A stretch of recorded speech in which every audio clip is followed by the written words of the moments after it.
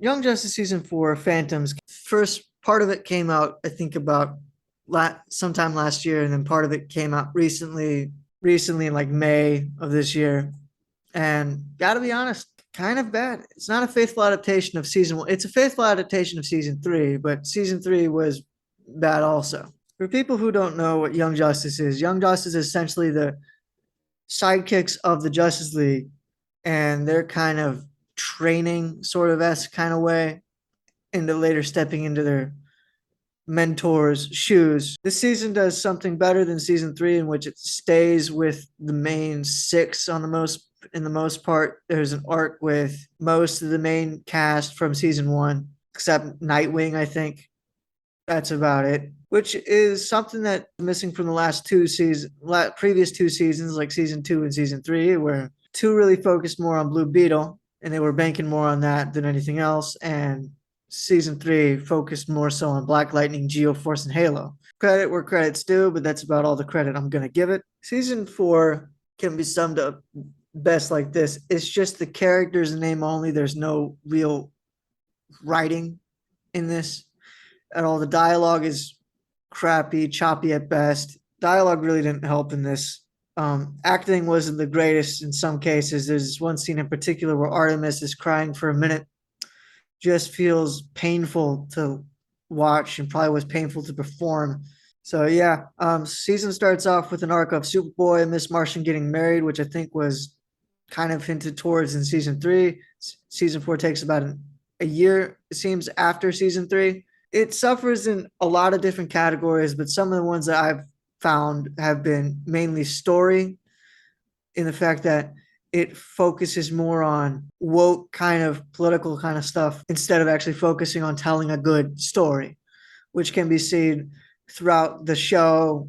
In the first arc, they completely changed Martian Manhunter's origins just to virtue signal that white Martians are considered the black race of Martians. I don't can show the racism of Martians. And then there's this one line in particular where Miss Martian's mother, Martian Manhunter's sister, tells Connor that when Martian Manhunter went to Earth, he stopped his racism. And Connor says, I can't believe you learned that on Earth of all places. No other reason for it other than to imply that that is still a problem. Kind of just being political there. Politics is kind of just shown all throughout the thing. So one instance, Lagan, who hasn't shown up last season and has just now re-shown up this season, you find out he has a wife now. And then in the middle of a battle, which very rarely happens in the season, mind you, in the middle of it, you find out he's also got a husband as well, and that it's a married threesome that he's in. I have no idea how that works, but apparently it's legal in Atlantis. That's kind of just some of the stuff that takes a back seat to the woke stuff. Some of the stuff is just stuff that irritated me, like High Mother, who should be dead, now being race changed to black, which then means Mr. Miracle is going to be black. They race changed Halo, but that's nothing new. They did that in season 3. They made Orion autistic and claustrophobic. Don't like Forager anymore. Really didn't care for him in season 3 after reading the New Gods book from Jack Kirby. Really don't like him now. They also try to bait you with nostalgia on both the comic book side and the normie side. And the normie side, if you watched Green Lantern the animated series and watch that show, they do bring in Razor for an episode with no explanation as to his character at all. In that same arc, they also bring in Tomar Ray, which is the lantern that was covering Krypton, or was supposed to be protecting Krypton when it exploded. So he blames himself for that, and he ends up dying, saving the world of New Genesis. And you want to know that unless you knew the comics. They kind of talk about it, but they don't really show the importance of it at all. That's one thing that it just seemed weird and out of place comic book wise. Like, okay, I know what that is, but other people aren't going to know, and you really didn't explain it. Another thing is the Emerald Eye, where it's in there, and you know what it is as a comic book reader, but if you don't know what it is, then you're not going to quite understand it. They're not going to really explain it. They don't ever explain it. I think it's like one line of dialogue they say, Emerald Empress from like the future does that, and it's not really ever explained. Ursa, General Zod's wife, ends up becoming the Emerald Empress with no explanation as to why she became it. They say it's because of rage, and then in my mind, I'm thinking, shouldn't she then become a Red Lantern instead? But I don't know how it works, and they really don't explain it either. General Zod is race changed. That's another one that's kind of weird and out there. But to be fair, they did this in Krypton, so I don't know why they decided. I know why they decided to do it, but it makes no sense, no reason for it. So why do it? Most people are going to remember General Zod anyway from the Man of Steel movie. So why race change him here? Got no explanation for you. By proxy, they didn't also race change his son Lorzod. So there's that. Another thing that they do is they change origins of characters and how they got to where they were. One that they do specifically, as I've kind of already demonstrated, is Martian Manhunter, where in most cases he's either the last of his race or the last Green Martian of his planet, and he ends up leaving Mars to go back to Earth, and that's kind of what happens to him. And in this one, they completely change it with him going to Earth for apparently no reason at all other than to overcome his racism. I don't know what that entails. I don't know why that's the case. Another character that they kind of go over that they kind of just that they kind of just change their origin is Oracle. No longer the Killing Joke kind of deal. It's now Orphan goes and slices her back while trying to go kill the Joker. It makes no sense as to why. It's a weak sauce reason as to why that happens. It's kind of just there and not even very well told. So there's that wonderful tidbit of information.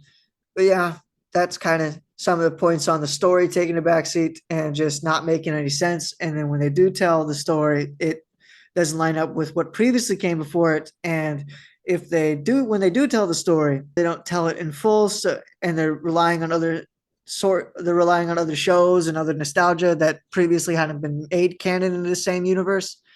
Such in case as the Green Lantern animated series, that shouldn't be canon, as in season 1 and maybe season 2, Hal and John were already Green Lanterns and were already on the Justice League and were talked about Guy Gardner joining, which they flat out refused, saying we don't want him on. So he ends up coming on by season 3. But in the show, which they say is 4 years earlier, Hal Jordan is the only Green Lantern of Earth, and then Guy Gardner comes in later on in that same season. And then John Stewart, he doesn't show up in the series, but they do talk about how Guy ends up joining Hal in the Honor Guard, and John Stewart ends up being the new Lantern of Earth. So there's that wonderful kind of tidbit of information, because that doesn't really make any sense. If you were to go watch that and then watch this, you'd understand Razor and his whole arc, because they don't really explain that in the show either. But yeah, it doesn't make any sense. Another one that they kind of just put in there for political things is Mara becoming king instead of her just staying queen. Doesn't really make any sense. Like, if Aquaman was to go ahead and stay king, but just be Aquaman again and let Mara kind of rule Atlantis, I could see that. I think it's still dumb, but considering that the whole reason why he became king was Orm was trying to take over and go fight the humans, make an Atlantean human war, and he kind of stepped in, became king in order to stop it. Now she's king, not queen, king. They decide the female title queen isn't good enough. So even though there were queens before that were overruling their own husbands, they just weren't called kings. They were called princes, if I remember that correctly. So yeah, sometimes queen was the highest rank. So I don't quite get it. So, but that happens and it makes no sense. Yeah, they focus on a couple episodes, they focus too much on religion. One episode they do it right, one episode they do it wrong. One episode in particular in which it is kind of just bypassed and they kind of just explain their faith a little bit. Zatara and Khalid, they kind of explain their faith. and that kind of helps them get through trials of Dr. Fate for Khalid and for Satara staying sane while being trapped by Dr. Fate for so long. And yeah, that kind of that's how that goes. And that's the good one. The bad one is when Harper Row, whatever her nope, not Harper Row, Violet Harper, I think is her name, or Halo, the Halo of this thing, decides to stay Islam because that's what the previous body inhabitant believed. However, I don't. It's confusing and weird because she's picking and choose. It's much like the show. They're just picking and choosing what they want to keep and what they want to make new.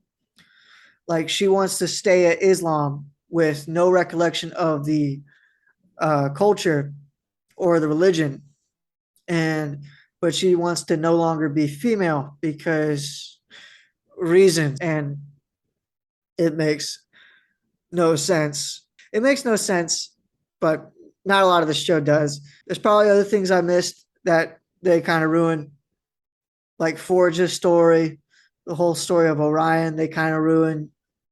They kind of ruined Mr. Miracle, but they ruined that in season 3.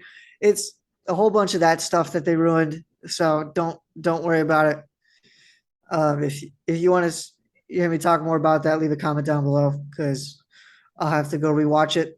I really don't want to do that, but if you guys want to hear more about that, go leave a comment down below. Another last thing I remember that they did was Beast Boy has a whole arc where he goes and gets more depressed after Connor's death because he blames himself for it. That could have been interesting and would have been forthcoming, but he has nothing to do when Connor comes back from the dead.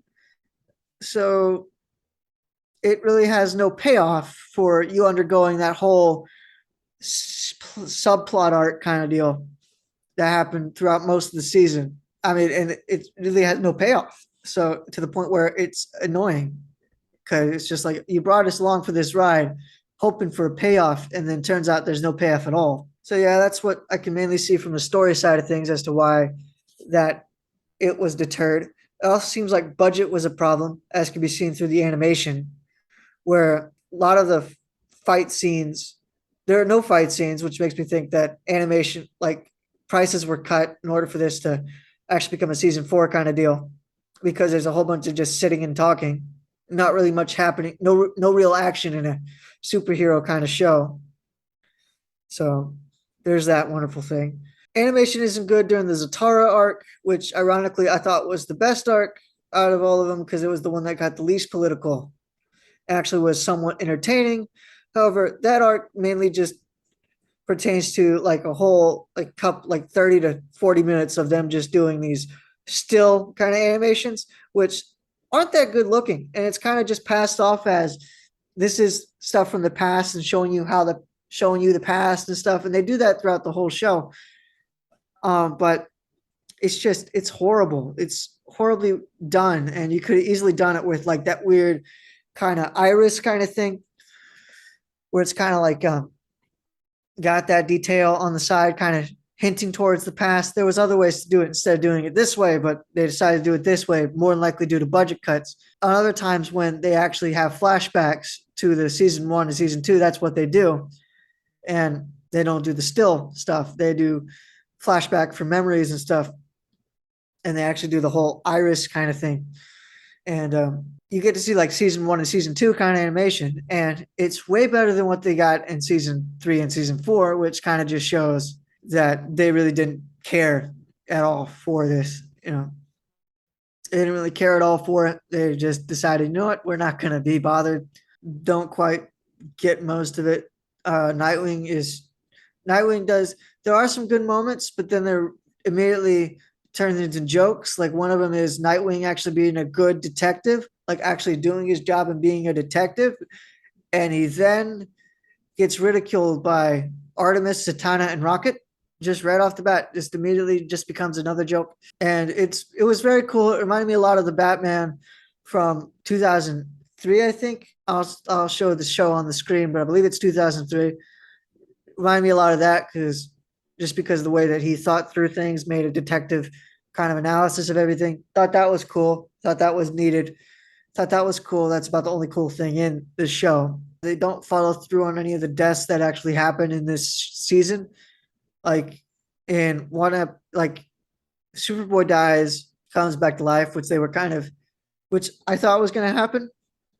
But then they go kill off Rocket, or seemingly kill off Rocket in second to last episode, only to find out that she survived. So there's that. Legion of Superheroes is one that also got kind of changed as well, where they were idolized Superman.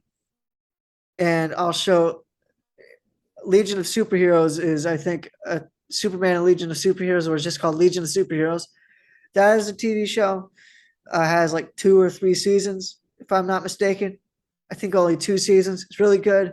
Highly recommend that one. That's a way better representation of the Legion. I didn't think they did horrible with the Legion, but they definitely did them wrong. They definitely did them wrong in the show. So I would recommend go watching that show. It's a way better, well done show for the Legion of Superheroes. And they make it easy for people who don't know who they are to understand them, as you're kind of looking at it through a Superboy's eyes, in which he hasn't really become his moniker of Superman yet, but the Legion know and idolize him. So it's kind of an interesting dial. It's really good show. Highly recommend it. Go check it out. Yeah, not much else other than that. It's horrible, horribly done, horribly written. Dialogue was horrible. In some scenes I was cringing and I wasn't even looking at this. I wasn't even looking at the scene. I was busy texting or something. In some scenes where the dialogue just feels forced. One of the lines is literally, if we can't trust either of them, then that means we can trust both of them. No, that is the most horrible logic I've ever heard. But then again, I am watching the show, and they do use logic, kind of like Batgirl didn't want to Orphan to go down the wrong path, so she stands in the way of Joker getting sliced. Why couldn't she just throw a batarang or deter Orphan? You could have done anything instead of standing in the way. I don't get that whole thing. You could have tackled her. You had enough time to. It makes no sense. Very well could have been done differently. I give it a rating of 1.5. It's not that entertaining. You're just watching characters you get butchered for no reason other than woke points. That's essentially all it's there for. It's going out on HBO Max, which shows that they really don't trust this show, because otherwise they'd have it go out on Cartoon Network and stuff like that. If you like seeing these, or like to see more of these, go ahead and leave a comment down below. If you don't like seeing these, or you think I did something wrong in this, go ahead and leave a comment down below, because any criticism would be beneficial. So leave a comment down below, like the video, subscribe to Galactic Reviews, and we will see you next time.